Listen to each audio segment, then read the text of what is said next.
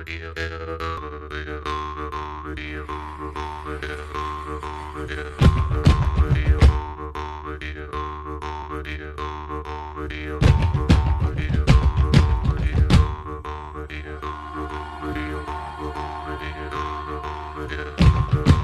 Sumer a Marte.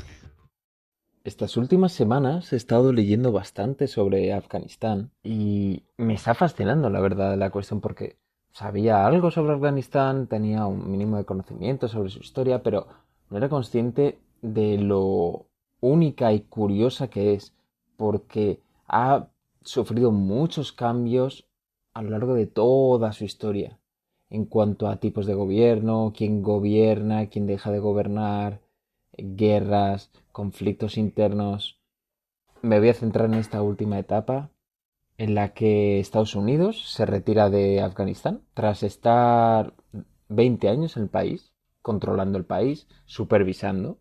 Estados Unidos retira sus tropas y en 2 o 3 semanas pierde el país por completo. Esto es un avance a nivel militar verdaderamente increíble por el simple hecho de que no es un país pequeño y perder casi la totalidad del país en 2 o 3 semanas frente a un grupo armado en principio no organizado y en principio no militar es bastante preocupante y es que tras la caída de Afganistán a manos de los talibanes con la que vimos imágenes dantescas como un señor que se había enganchado en la rueda de un avión para tratar de escapar del país, cae en el despegue del avión, hace plantearse muchas cuestiones.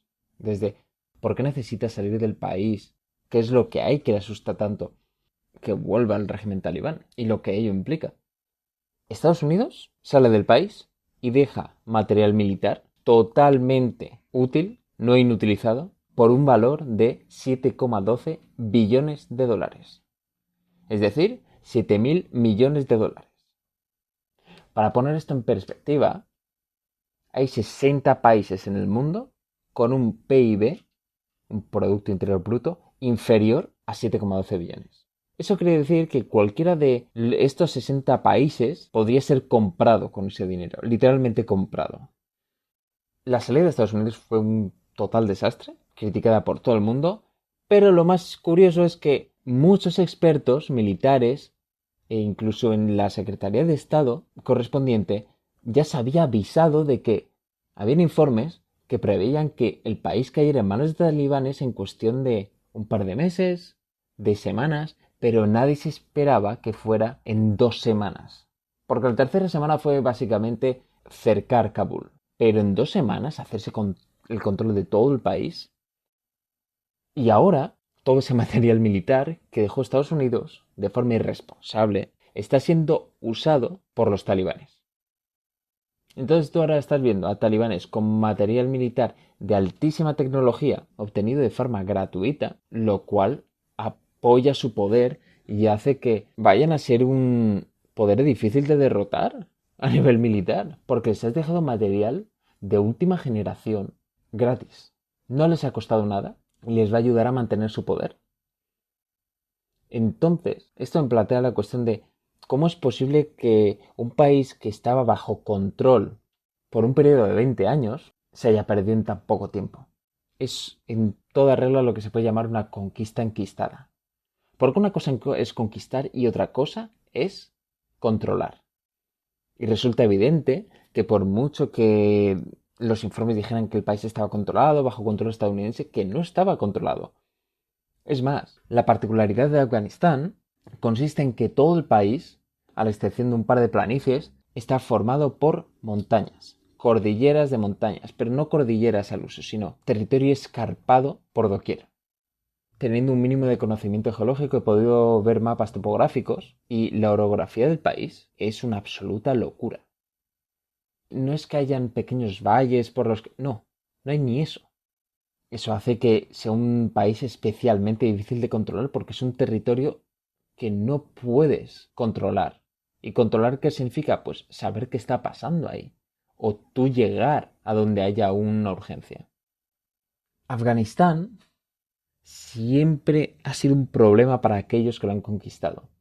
Porque Ha sido conquistado por muchos imperios distintos, pero controlado por nadie. Y hay una cuestión fundamental entonces, que es la orografía, como estábamos diciendo. Las montañas, especialmente. Voy a emplear entonces las montañas como excusa para hablar de lo que sería una conquista enquistada, ¿no? De una conquista que no controlas, para a su vez pasar a hablar de las implicaciones que esto tiene, ¿no? De por qué sucede esto y de qué implicaciones geopolíticas, militares, culturales puede tener la orografía de un país. Para al final explicar cómo el imperialismo se topa de frente contra la naturaleza, la orografía, y las implicaciones que a su vez eso tiene sobre el país. Bueno, para comenzar, vamos a ver cómo las montañas, los accidentes geográficos, la orografía de un país, hasta hace bien poco, que es cuando empezamos a desarrollar la tecnología, es la protección más antigua contra invasiones que se conoce. Montañas, ríos, cuevas. Por ejemplo, una montaña podía proteger de inundaciones, porque al estar en un nivel más alto, el nivel del agua no llegaba hasta ahí. Podía proteger de plagas, de epidemias, pandemias, porque el aislamiento geográfico hacía que no llegaran casos infectados hasta el pueblo en cuestión que se encontrara en la montaña. También a su vez de las invasiones, pues por cuestiones obvias, porque es un territorio donde no puedes establecer un gran frente de combate que antiguamente, cuando la infantería era lo principal, hasta hace un siglo, hasta la Primera Guerra Mundial, la guerra consistía en poner infantería y mandarla para adelante. Entonces, si no tienes un territorio en el que establecer tu infantería de forma decente, en el que puedas proteger tus flancos, tener libertad de movimiento, capacidad de retirada, eso vulnera mucho tus fuerzas. Entonces, como decía, puede proteger de eventos climatológicos como pueden ser grandes diluvios, inundaciones. Para que os hagáis una idea, el estado de Montana en Estados Unidos, que está aproximadamente a 2.000 kilómetros de la costa, el nivel del mar llegó hasta allí. Todo esto son cosas contra las que las montañas protegían a los humanos. A su vez, las plagas. Por ejemplo, durante la peste negra en Europa, hubieron ciertos puntos del mapa en Europa que no fueron afectados por la peste negra, como puede ser el caso de Andorra, Cantabria, lugares rodeados de montañas donde era muy difícil que llegara alguien infectado. Los Alpes también. Por otro lado, la montaña siempre ha servido también para protegerse no solo de invasiones, sino de persecuciones. Por ejemplo, bandidos, forajidos y prófugos se iban al monte. En la Revolución Cubana, los barbudos, que era como se llamaban los revolucionarios, cuando atacaron el cuartel de la Moncada, bajaban de la montaña porque era donde se refugiaban. También durante las guerras Apache en Estados Unidos, era ese juego de montañas que había lo que permitía a la población indígena defenderse de un enemigo con una tecnología militar superior. Y como decía, las invasiones, un ejemplo claro puede ser Argelia, durante la guerra de independencia con Francia, los argelinos revolucionarios se refugiaban en las montañas de la cordillera del Atlas. En Afganistán es el caso más claro porque es el caso más evidente. Bueno, esto me lleva a hablar de lo que es la guerra de guerrillas, porque es una forma de defensa realmente brillante. La usó tanto Viriato hace milenios como Osama Bin Laden. Es algo que no pasa de moda y llama la atención porque hoy en día todo pasa de moda y aún más a nivel militar. La guerra de guerrillas es un tipo de guerra asimétrica e irregular. Asimétrica significa que es entre poderes desiguales a nivel militar en cuanto a capacidades militares y una guerra irregular se refiere al hecho de que es un enfrentamiento violento entre actores estatales y no estatales, con el fin de ganar influencia y poder sobre una región y sus gentes. Esta última definición no es mía, proviene del gobierno de Estados Unidos, es lo que ellos consideran como guerra irregular, guerra simétrica. En Estados Unidos son expertos en las guerras de guerrillas. ¿Por qué? Porque se las han comido todas. Vietnam, Afganistán, les encanta caer en esas trampas. Bueno, voy a hacer un pequeño histórico de la guerra de guerrillas, así rapidillo, para dar noción de lo antigua que es esta técnica. La primera mención que se tiene en todo el globo es en el arte de la guerra de Sun Tzu, China, en el siglo VI a.C. Sun Tzu, un estratega que escribió El arte de la guerra, en el que hace referencia a la guerra de guerrillas. Más tarde, hacia el siglo II a.C., Quintus Fabius Maximus Verrucosus, también conocido como Fabio, desarrolló lo que se llaman las tácticas fabianas, que consisten en una versión europea de la guerra de guerrillas, que se desarrolló frente a la invasión cartaginesa de la península itálica, porque, como muchos sabréis, Aníbal, general cartaginés, entró por el norte de Italia a través de los Alpes, cruzó los Alpes, con 100.000 hombres llegaron 50.000 y llegó a la península itálica. Entonces fue bajando y el general que había en aquel momento, que era Fabio, su idea de defensa consistía en atacar y retirarse, hostigar al invasor, que no esté cómodo, que no sepa cuándo va a venir la ofensiva.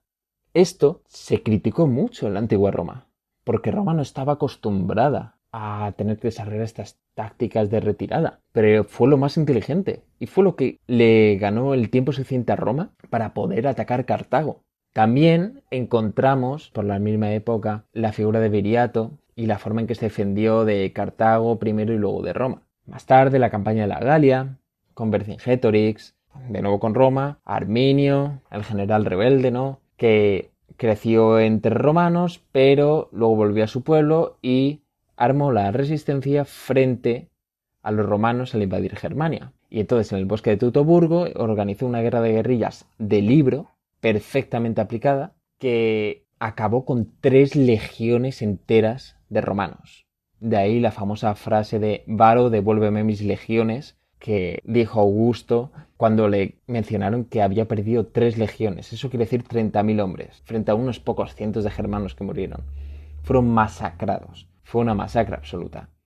Más tarde, hunos y godos también emplearon estas técnicas. Y luego ya llegamos a cosas más modernas, porque hasta entonces no había variado mucho, pero ya cuando empezamos a introducir las armas de fuego, tenemos un gran ejemplo en la invasión napoleónica de España, porque Napoleón estableció gobierno en España por un periodo de 5 años, de 1808 a 1813, pero fue un gobierno de un país que no controlaba. Napoleón se refería a España como la úlcera española, porque perdió muchos recursos en tratar de controlar la península ibérica, lo cual luego, pues, a la larga, le costó recursos en otros frentes. España fue invadida en muchas ocasiones, o trató de ser invadida en muchas ocasiones, pero siempre persistió ese problema para el invasor de controlar el territorio conquistado. Hitler, ante la posibilidad de invadir España, que le planteó uno de sus generales, dijo que eso era una pérdida de tiempo, que era una locura y que en España solo se entra con permiso de los españoles. Más tarde tenemos la situación, como he mencionado antes, de Marruecos-Argelia, con el Rif y el Atlas, frente al control francés, China, cuando Mao Zedong, con el ejército comunista, hizo frente a Chiang Kai-shek, que era el gobierno nacionalista, a través de la guerra de guerrillas, que por cierto le ganó la guerra civil en China y el gobierno del país. Finalmente también tenemos el caso de Grecia, que es un caso desconocido pero que a mí me fascina, porque la invasión de Grecia durante la Segunda Guerra Mundial por Italia se convirtió en un quiste muy grande, porque Italia, lo que pensaba que iba a conquistar en el espacio de un mes, menos de un mes, no podía conquistarlo. Entonces tuvo que venir Alemania a ayudar a Italia a conquistar el país, que también les costó, porque los carros de combate, los tanques, era muy difícil hacerlos atravesar montes y cerros y colinas constantemente, más a su vez la guerra de guerrillas. Entonces, Alemania vino a ayudar, lo cual retrasó su operación sobre Rusia, que, al ser retrasada, coincidió con el invierno, y ahí fue donde, con la batalla de Stalingrado, se convirtió en la perdición del ejército nazi en la Segunda Guerra Mundial. Y finalmente tenemos los casos de Vietnam, bien conocido. Estados Unidos se metió en un lodazal que no se esperaba. Y Afganistán, más de lo mismo. Todo esto para mostrar que la guerra de guerrillas es algo muy antiguo y que hay muchos ejemplos. Y que siempre coincide lo mismo. Son países donde hay una orografía muy peculiar. Es decir, no hacen falta montañas muy altas, que ayudan, por supuesto, pero es más la cantidad de montañas. Por ejemplo, en España, durante la Guerra Civil, la última provincia en caer fue Alicante. ¿Por qué? Porque Franco no veía sentido en avanzar hacia Alicante, porque era una zona con una orografía horrible para ser invadida. Alicante es la provincia más montañosa de toda España. Entonces, si vas a perder tiempo en conquistar una provincia que tiene poco valor militar, se dejó para el final. Y si bien esto parece un beneficio para la población autóctona del lugar, se convierte también en un elemento de fractura entre la población del país en cuestión, porque una orografía tan dificultosa dificulta la comunicación, porque hasta hace poco no habían túneles, no habían tuneladoras. La comunicación entre distintas facciones, distintos clanes, distintas tribus, distintas regiones, era difícil, lo cual lleva a una desunión del país. Y es el caso de España. Por supuestísimo. En España hay regionalismos por doquier. Regionalismos que no nacionalismos. Pero es que esta desunión, este fraccionamiento a nivel nacional, lleva al hecho de ser susceptible a conquistas. Porque esta creación de microclimas culturales en zonas montañosas lleva a un regionalismo y un tribalismo cultural que con el modernismo y la vecindad de pueblos más unidos y más desarrollados lleva pues tratar de ponerse a la par, como es el caso de España, se hace por necesidad, no por iniciativa. La iniciativa en España nunca ha sido unirse. Cuando España se ha unido ha sido por necesidad para hacer frente al invasor, para volverse más fuerte económicamente, para no quedarse atrás con respecto al continente al que pertenece, que es Europa. Porque si no lo hace, acaba por perecer. Es la ley de la evolución, adaptarse o desaparecer. El entorno condiciona la actitud de un pueblo. Y aquí es donde voy a hacer esta analogía entre Afganistán y España. En primer lugar, quiero hacer una diferencia entre regionalismo e independentismo. Independentismo es una voluntad de separarse de un territorio y regionalismo es la reivindicación de una identidad cultural propia de la región. Así lo comentaba Ortega Gasset en su obra España invertebrada, donde dice, y cito, más de una vez me he entretenido imaginando qué habría acontecido si, en lugar de hombres de Castilla, hubieran sido encargados, 1000 años hace, los unitarios de ahora, catalanes y vascos, de formar esta enorme cosa que llamamos España. Yo sospecho que, aplicando sus métodos y dando con sus cestas en el yunque, lejos de arribar a la España una, habrían dejado la península convertida en una pululación de 1000 cantones. Vale. Esto es muy interesante. Porque, ¿qué es lo que dice aquí Ortega Gasset? Dice que, porque al fin y al cabo la unión de España con el reino de Aragón y el reino de Castilla, Castilla y Aragón, ¿qué son al fin y al cabo? Son las únicas planicies que hay en toda la península, que son Castilla la Vieja, Castilla la Nueva y Aragón. Y son esas las regiones que unieron España. Porque si hubiéramos puesto a unir a España a catalanes y vascos que provienen de zonas montañosas, donde hay poca unidad y muchas peculiaridades culturales, en lugar de un Estado unitario, como se supone que es el caso de España hoy en día, habríamos llegado a una organización cantonal, como es el caso de Suiza, por ejemplo. Suiza es un país muy montañoso. ¿Y qué sucede? Que como no hay planicies, entonces son cantones.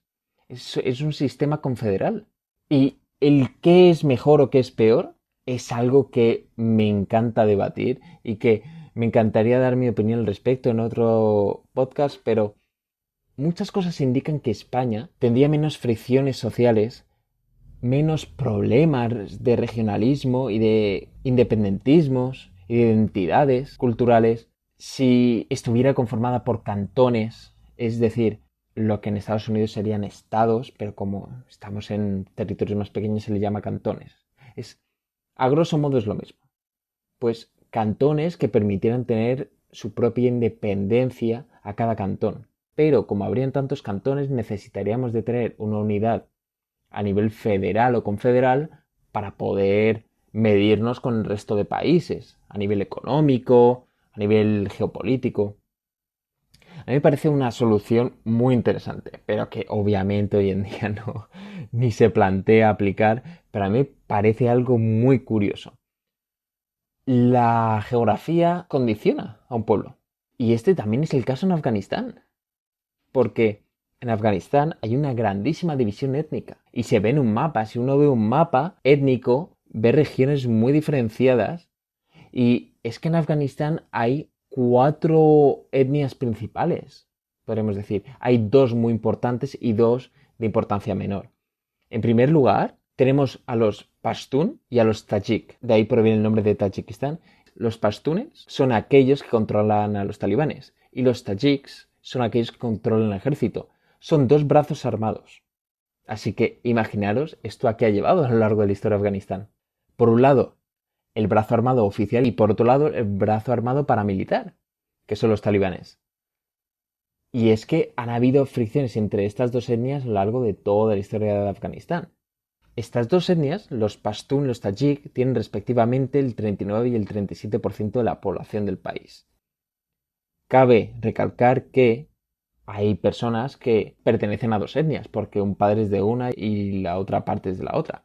Pero, a pesar de que hoy en día es más común el casarse entre clanes, entre distintas etnias, se suele tratar de mantener la endogamia. Los Hazara, que son ya un grupo menor, cuentan con el alrededor del 11%, y luego los uzbecos, de ahí el nombre de Uzbekistán, cuentan con el 8%. Y ya tenemos luego etnias menores, que son vestigios de lo que hay en otros países colindantes, como son los Aimak, los Turkmen, los Balok, Pashaji, Nuristani, Arab, Kizilbash.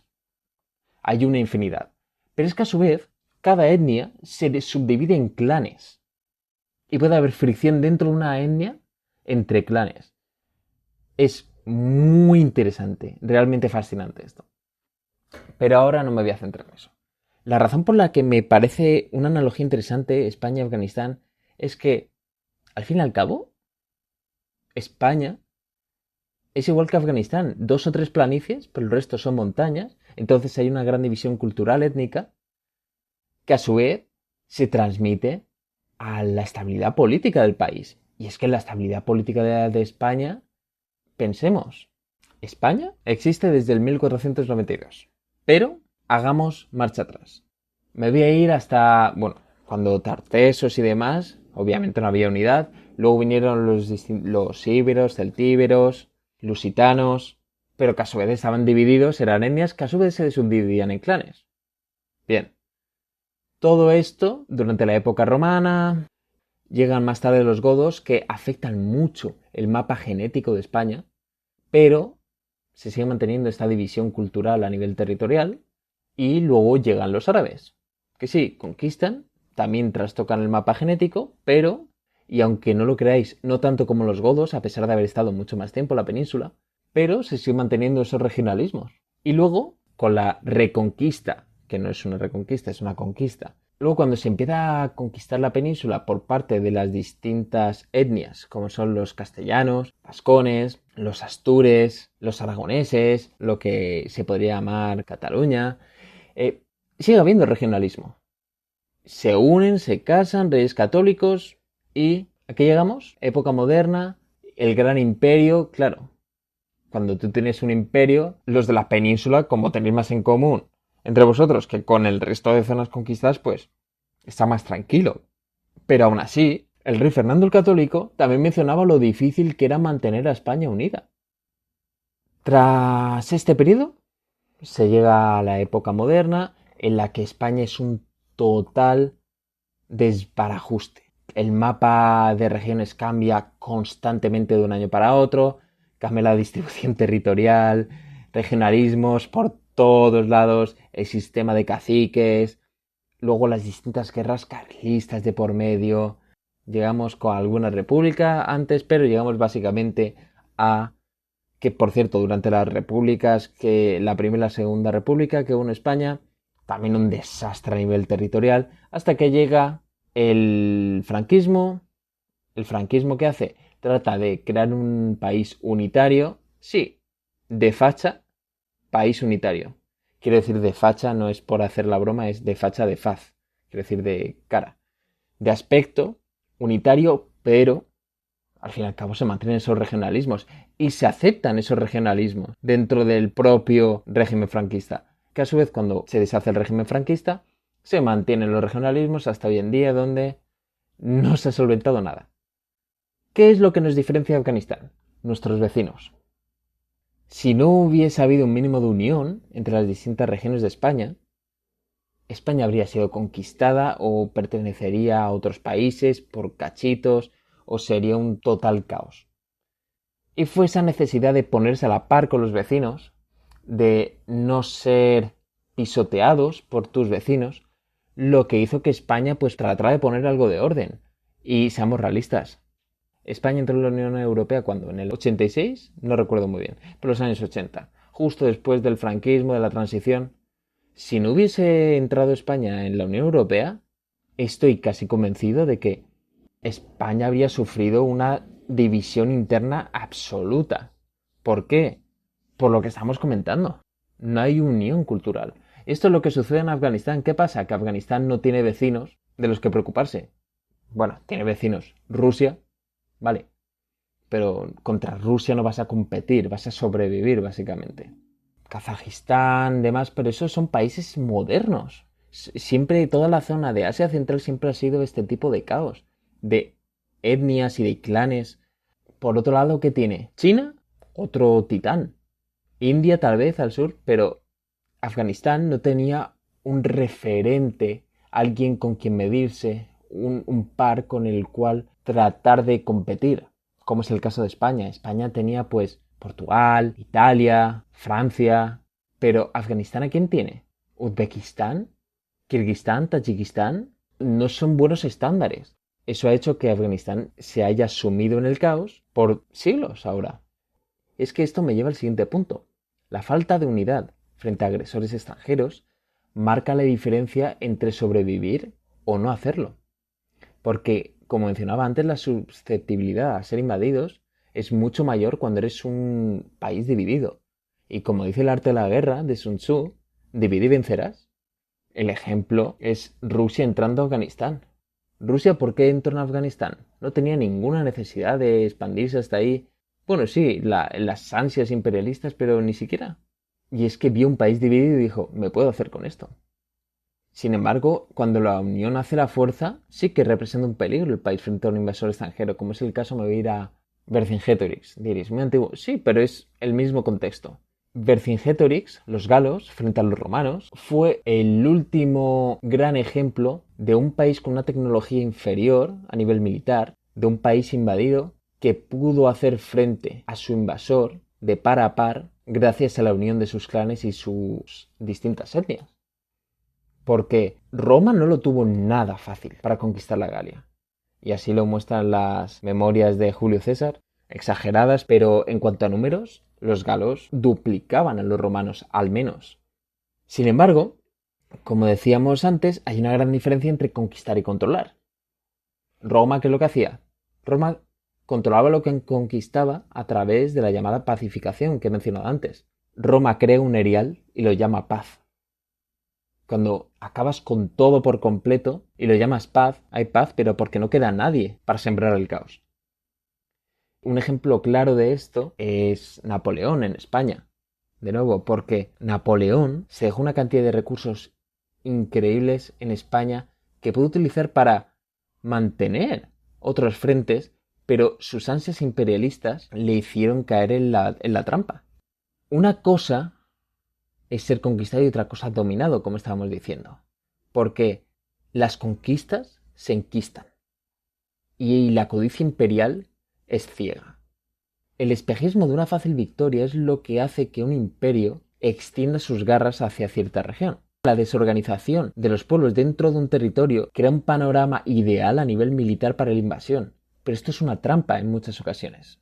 Porque la guerra simétrica, la guerra de guerrillas especialmente, palía esta desigualdad de fuerzas y da falsas expectativas al imperialismo para extenderse. Agranda la ambición del conquistador. Porque muchas veces, en la inmensa mayoría de estos casos, Vietnam, Afganistán, España con Napoleón, siempre hay voces dentro de la dirección militar del imperio que desaconsejan la invasión de ese territorio, porque lo ven como una posible pérdida de recursos ingente. Un ejemplo, evidentemente, Vietnam con Estados Unidos. Estados Unidos perdió una generación de jóvenes, perdió dinero, perdió estatus geopolítico, perdió reconocimiento y la fama para mantener una imagen fuerte a nivel internacional. En lo que se refiere a las acciones militares, Estados Unidos hasta entonces había sido absoluta y tajante en sus acciones militares, pero Vietnam, que iba a ser un paseo por la jungla, pero un paseo, se convirtió en un cementerio. Y Afganistán es el mismo caso. De hecho, Afganistán es históricamente conocido como el cementerio de imperios. Muchos imperios que conquistaron Afganistán trataron de controlarlo y gastaron tantos recursos en tratar de controlarlo que desatendieron asuntos nacionales o en otros frentes, lo cual llevó a su caída. Y un ejemplo clarísimo de esto es la invasión de la URSS, de los soviéticos, de Afganistán. Los soviéticos invadieron Afganistán en el 79 y en el 89, cuando se fueron, fue porque se deshizo la Unión Soviética. Porque los soviéticos gastaron una cantidad de recursos increíble en tratar de convertir a Afganistán en soviético, pero... Y esto es un poco de épica y de mitología, pero los afganos no son conquistados. Es muy difícil a un pueblo de montaña tratar de estandarizarlo. ¿Me explico? Es muy difícil tratar de homogenizarlo con el resto de pueblos que conforman tu imperio. Y ese es el caso de España. En España no somos unos genios en muchas cosas, pero lo que está claro es que no somos como el resto. Y que, por mucho que nos parezcamos a otros pueblos mediterráneos, España es un gran caos que, a no ser que vivas en el país o trates de conquistarlo, no te das cuenta. Y te das cuenta cuando ya es tarde. Pues Afganistán es más de lo mismo. Y lo curioso del caso de Afganistán, con la URSS, fue que Estados Unidos dedicó sus servicios de inteligencia a tratar de inducir la invasión de Afganistán por la URSS, porque Estados Unidos ya se lo había planteado, pero había llegado a la conclusión de que era totalmente inútil. Ya habían pasado por Vietnam. Entonces querían darle a la URSS su propio Vietnam. Y esto es un episodio de la historia poco conocido, pero Afganistán fue un factor crucial en la caída de la Unión Soviética. Induciendo a la Unión Soviética a invadir Afganistán, Estados Unidos consiguió que los soviéticos gastaran una cantidad de suministros increíble en tratar de controlar el país, lo cual llevó a su perdición. Y es que esta fijación, esta cabezonería humana, lleva al sacrificio ingente de recursos para hacerse con el territorio. Y no solo de recursos materiales, hablo de recursos humanos. Lo cual lleva a descuidar otras prioridades del imperio. Y esto es un quebradero de cabeza, encontrar ese equilibrio entre trabajar en los proyectos y a su vez mantener lo ya construido, sin bajar la calidad. Es muy difícil tanto a nivel industrial como a nivel geopolítico. Porque se pierden hombres, se pierden recursos militares, recursos financieros y económicos, que pueden todos ellos ser dedicados a invertir en cosas más seguras y productivas, en desarrollar tu industria mejor, en desarrollar tu tecnología, y se puede emplear en muchas otras cosas que te aseguran que como mínimo te va a dar un rendimiento. En el siglo XX la invasión ya no es un negocio rentable, aunque cabe recalcar que el complejo industrial militar sigue existiendo. Para hacerlo muy sencillo es la idea de que la industria militar alienta la guerra en pos del beneficio económico.